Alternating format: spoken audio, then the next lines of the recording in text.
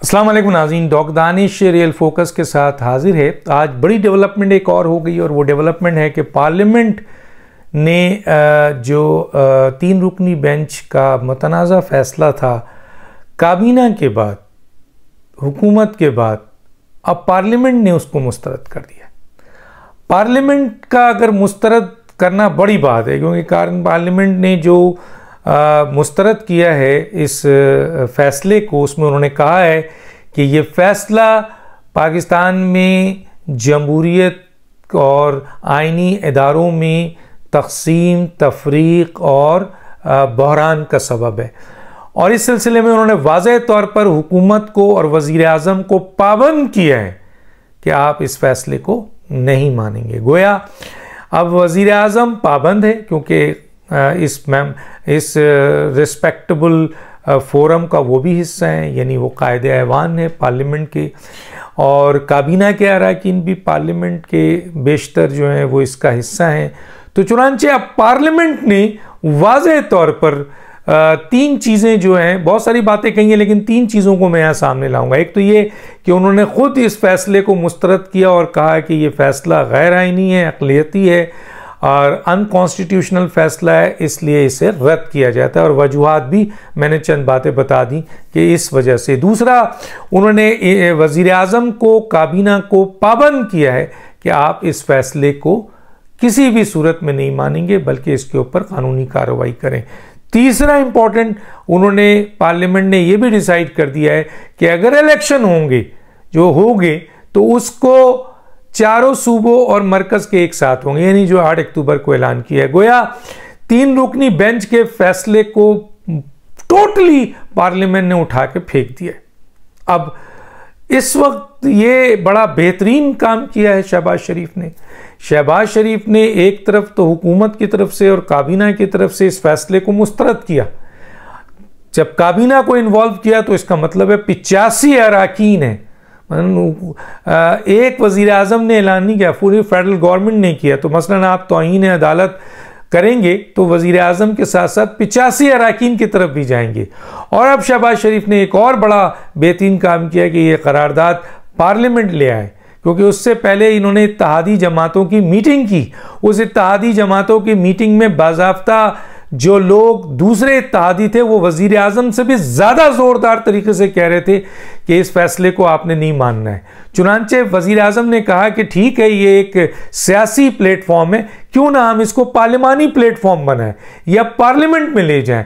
और बड़ी खूबसूरती से शहबाज शरीफ ने इस मसले को उठाया और उठाने के बाद पार्लियामेंट के हवाले कर दिया। और आज पार्लियामेंट ने मुकम्मल तौर पर इस फैसले को रद्द कर दिया और पाबंद कर दिया हर मेंबर को और कायदे ऐवान को और काबीना को और हुकूमत को कि आप इस गैर कानूनी, अनकॉन्स्टिट्यूशनल, अनलॉ फैसले, जो अक़लियत का फैसला, नहीं मानेंगे। दूसरा, उन्होंने कहा है कि फुल कोड बनाया जाए और ये जितने भी मसाइल आए हैं, जो फैसले आए हैं 3-4 वाले, ये फुल कोड डिसाइड करे। और ये भी उन्होंने वाज़ेह तौर पे कह दिया है कि जी इंतख़ाबात कब हो रहे हैं। अब क्या फवाद चौधरी ने जो कहा था कि हम पूरी काबीना को नोटिस दिलवाएंगे, तो क्या अब ये तौहीन अदालत पूरे पार्लियामेंट की भी करेंगे? मतलब पार्लियामेंट तो बहुत बड़ी जगह है, बड़ा उसका मुकाम है, उसके बावजूद कि वो 184(3) के हवाले से कानून साजी कर चुके हैं। लेकिन देखिए आप इस सदर का कि ये जो एक सियासी सदर है और इसने अपनी इज्जत को 2 टके की कर ली है, इसने वहाँ पे बैठ गया। इसके अलावा भी पार्लियामेंट ने बहुत सारी बातें की हैं, लेकिन मैं ये चंद बातें आपके सामने लाया हूँ। और अब ये भी बता दूँ कि बहुत बेहतरीन ये काम किया है वज़ीर आज़म ने। अकेले अब वज़ीर आज़म नहीं है, पूरी पार्लियामेंट उनके साथ खड़ी है, पूरी काबीना उनके साथ खड़ी है। तो आइए जनाब चीफ जस्टिस साहब, दीजिए तौहीन अदालत, पूरी पार्लियामेंट को ख़त्म करें, पूरी पार्लियामेंट को तौहीन अदालत दें आप वज़ीर आज़म को और काबीना को। बड़ा अब देखना है कि चीफ जस्टिस के पास सवाए 2 रास्ते के कोई रास्ता नहीं है। या तो चीफ जस्टिस साहब फुल कोर्ट का फैसला करें और ये मामला फुल कोर्ट में जाए। फिर जो भी फैसला होगा पार्लियामेंट भी मांगेगी, सियासतदान भी मानेंगे, दुनिया मानेगी, या फिर रेफरेंस के लिए तैयार हो जाएं चीफ जस्टिस साहब और एक जज, जो इतनी अहम है इत्तला कि ये भी इत्तेहादी जमातों की मीटिंग में फैसला हो गया है कि जनाब रेफरेंस जो है वो दिया जाए। तो चुनांचे चीफ जस्टिस साहब के लिए अब रास्ते ज़्यादा नहीं है, या तो वो तौहीन अदालत करें, क्योंकि अब 10 अप्रैल को उन्होंने इंतज़ामी लोगों को बुलाया है। अब यहाँ पर पार्लियामेंट का हुक्म ज़्यादा बड़ा है या 3 रुकनी मुतनाज़ा बेंच का, जिसको ऑलरेडी हुकूमत पहले ही कह चुकी थी कि हम इस बेंच को नहीं मानते हैं, इस पर एतमाद नहीं है, उस फैसले को लेके आगे जाएंगे। इंतज़ामी लेवल पर वज़ीर आज़म के नीचे हैं ये सेक्रेटरी फाइनेंस, सेक्रेटरी डिफेंस, फौज, सब उनके नीचे है। एक तरफ तो ये एक बड़ा काम है कि अब सेक्रेटरी साहब वज़ीर आज़म से पूछेंगे और वज़ीर आज़म पार्लियामेंट से पूछेंगे, क्योंकि अब तो पार्लियामेंट की मर्ज़ी के बगैर वज़ीर आज़म कुछ नहीं कर सकते।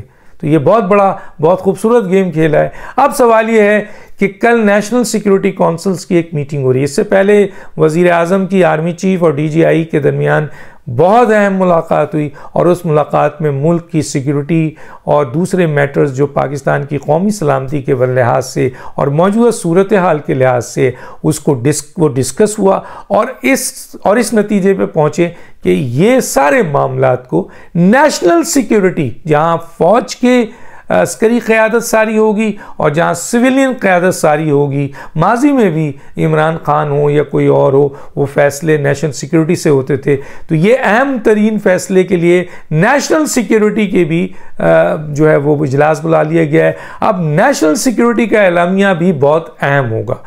तो अगर एक सवाल रखता हूँ, अगर नेशनल सिक्योरिटी का एलामिया ये हुआ कि इस वक्त मौजूदा सूरत हाल ऐसी नहीं है कि इंतखाबात हो सकें, फ़ौज इस मामले में बिल्कुल इन्वॉल्व नहीं होगी, कोई सिक्योरिटी नहीं दे सकती, कोई कुछ नहीं कर सकता, और कोई भी गैर आइनी गैर कानूनी काम को एक्सेप्ट नहीं किया जाएगा, हुकूमत के साथ उसके नीचे जितने रियासती इदारे और हुकूमती इदारे हैं वो डट कर खड़े हैं, तो फिर 3 रुकनी बेंच का क्या होगा, फिर इमरान का क्या होगा, जो एक ख़तरनाक फ़ैसला करने जा रहे हैं, जो ये चाह रहे हैं कि किसी तरह से 3 रुकनी बेंच से वो वज़ीर आज़म को नाअहल कर दें, किसी और को नोटिस दें या ना दें। इमरान का मैसेज है, ये मैसेज जा चुका है कि काबीना को छोड़िए, और अब तो पार्लियामेंट है, अब क्या करेंगे वो, बड़ा मुश्किल वक्त आ गया है। अब तो वज़ीर आज़म पाबंद है, वज़ीर आज़म पार्लियामेंट का पाबंद हो गया, इंडिविजुअल हैसियत भी उसकी चली गई है। तो अब जो इमरान खान सिर्फ वज़ीर आज़म को नाअहल कराना चाह रहे थे, उसके लिए उन्होंने डॉक्यूमेंट्स भी तैयार कर लिए थे, अब वो चीज़ मेरा ख्याल है नहीं हो सकेगी। अब इमरान खान चीखेंगे, चिल्लाएंगे, रोएंगे, क्यों? क्योंकि शहबाज शरीफ ने बड़ी अक्लमंदी से ये एक काम किया है। एक तरफ नेशनल सिक्योरिटी का इजलास, एक तरफ इत्तेहादियों का इजलास, एक तरफ पार्लियामेंट को ले आए हैं, और पार्लियामेंट का फैसला आ चुका है, इत्तेहादियों का फैसला आ चुका है, काबीना का फैसला आ चुका है। वज़ीर आज़म अकेले ये फैसला नहीं दिया है। अगर कल कोर्ट उनसे पूछती भी है, अव्वल तो वो इस एतमाद ही नहीं करते हैं, लेकिन अगर कोई भी कोर्ट उनसे पूछती है तो वो ये कह सकते हैं कि ये मेरा फ़ैसला नहीं है, ये पूरी पार्लियामेंट का फ़ैसला है। और पार्लियामेंट ने उस करारदाद पे जितने मेंबर्स उस वक्त मौजूद थे सब ने साइन कर दिया।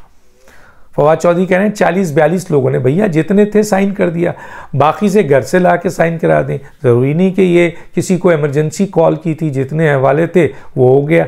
अब सवाल ये पैदा होता है कि ये एक बड़ी बेहतरीन सिचुएशन आ चुकी है, हुकूमत के फेवर में गई है, वज़ीर आज़म के फेवर में गई है, और अब मैंने सुना है कि लॉ मिनिस्टर्स कानूनी माहिरीन के ज़रिए चीफ जस्टिस का रेफरेंस तकरीबन बना चुके हैं। और अब जिस तरह मैंने कहा चीफ जस्टिस के पास 2 रास्ते हैं, या तो फुल कोर्ट, एक रास्ता तो वो है जो सबको पता है कि जी वो सबको तौहीन अदालत कर दें, पूरी पार्लियामेंट को कर दें, पूरी काबीना को कर दें और वज़ीर आज़म को कर दें वो। अब उसका क्या होगा वो आगे बात है। दूसरा ये है कि फुल कोर्ट बनाए, वो फैसले होंगे, आप भी माने, सब मानेंगे, मामला ख़त्म। तीसरा ये है कि आप रेफरेंस के लिए तैयार हो जाएं। और कल मैं कह रहा था ना, जाएगा कौन, आज ये लग रहा है कि जी वज़ीर आज़म ने तो बहुत बड़ा शेल्टर ले लिया है। अच्छा, अदालत में 9 जजेस इनके ख़िलाफ़ हैं, तो ये शेल्टर किसका लेंगे? ये 3 रुकनी लोग हैं जो ऑलरेडी मुतनाज़ा हो चुके हैं, जिनमें से 1 के रेफरेंस तो जा भी चुके हैं, बाकी का रेफरेंस तैयार है, किसी वक्त भी हुकूमत प्राइवेटली उसको दाखिल कर सकती है। तो फिर सदर का गेम, इमरान खान का गेम और ये 3 रुकनी बेंच का गेम गया। देखते हैं क्या होता है। मैंने कहा था 4-5 दिन बहुत इंपॉर्टेंट है। अब देखते हैं इसका क्या रिजल्ट निकालते हैं आपके इमरान खान या 3 रुकनी बेंच। डॉक्टर दानिश को याद दीजिए। अल्लाह हाफिज़।